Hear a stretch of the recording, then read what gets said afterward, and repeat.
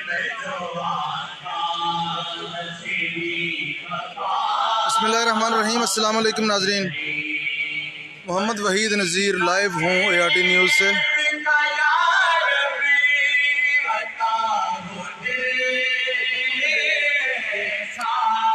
इस वक्त मैं मौजूद हूँ मुल्तान सिटी, मुल्तान शहर में।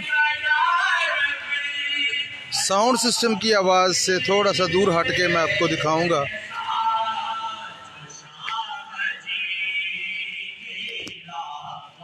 इस वक्त मैं मौजूद हूँ मुल्तान शहर में। यहाँ पर सिलसिला इदरीसिया के शेख मोहम्मद अमीन साहब रहमतुल्लाह अलैह रहलत फरमा गए और मुल्क भर से उनके लाखों उशाक, उनके लाखों चाहने वाले उनकी आखिरी ज़ियारत करने के लिए यहाँ पर तशरीफ़ लाए हुए हैं।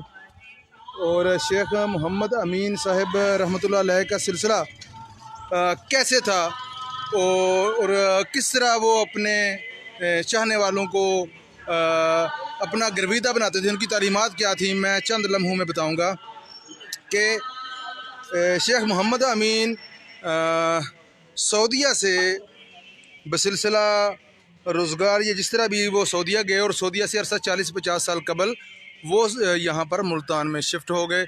और मुल्तान में शिफ्ट होने के बाद उन्होंने लोगों का अल्लाह और अल्लाह के हबीब के साथ एक अहद का सिलसिला शुरू किया। ये एक मुनफरिद किस्म के वलीउल्लाह थे।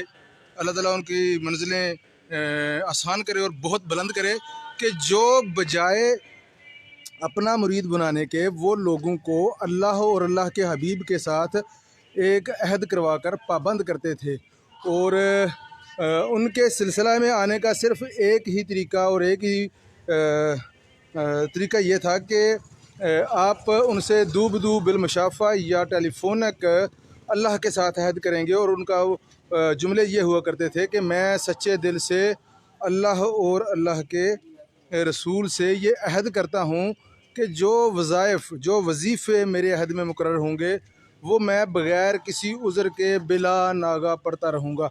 और ये वज़ाइफ़ जिन लोगों ने पढ़ना शुरू किए, ये सारे लोग आप देख सकते हैं सामने लंबी लाने लगी हुई। ये एक साइड है और आज शेख साहब को रहलत फरमाए तीसरा दिन है और आज शाम को मगरिब के बाद उनकी नमाज जनाजा अदा करके उन्हें आसूदा खाक किया जाएगा।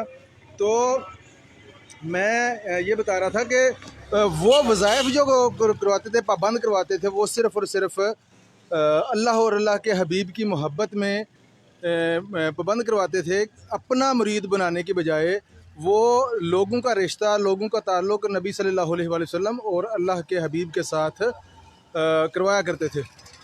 तो वो जो वज़ाइफ़ थे, वो वज़ाइफ़ क्या हैं? वो जब एक बंदे ने अहद कर लिया, जब कोई बंदा अहद कर लेता था तो उसके बाद उसके वजीफ़े में 8 नंबर कापी यहाँ से एक जारी की जाती थी। उसके ऊपर 8 वजीफ़े लिखे गए हैं, जिसमें 3 दफ़ा आपने आयतुल कुर्सी पढ़नी है, 3 दफ़ा एक और दुआ है, 3 दफ़ा एक और दुआ है, 10 दफ़ा कोई एक और दुआ है। और उसके बाद आपने 100 दफ़ा अल्लाह पढ़ना है रोज़ाना 24 घंटे में, 100 दफ़ा ला इलाहा इल्लल्लाह और 100 दफ़ा अस्तगफिरुल्लाह और 100 दफ़ा सल्लल्लाहु अलैहि वसल्लम। और शेख साहब तालीम फरमाते थे कि इन वज़ाइफ़ की आप कसरत करें और पढ़ते रहें। कम अज़ कम 100 दफ़ा तो ये पढ़ना है। उसके बाद हस्बे तौफ़ीक, हस्बे इस्तिताअत आप इसको बढ़ा सकते हैं। तो आप देखेंगे कि इसके क्या असरात होते हैं। तो मैं जो हूँ, मेरा माजी मुख्तलिफ़ मजहबी जमातों, मजहबी तबक़ात में से होता हुआ मैं इस मुकाम तक पहुँचा हूँ।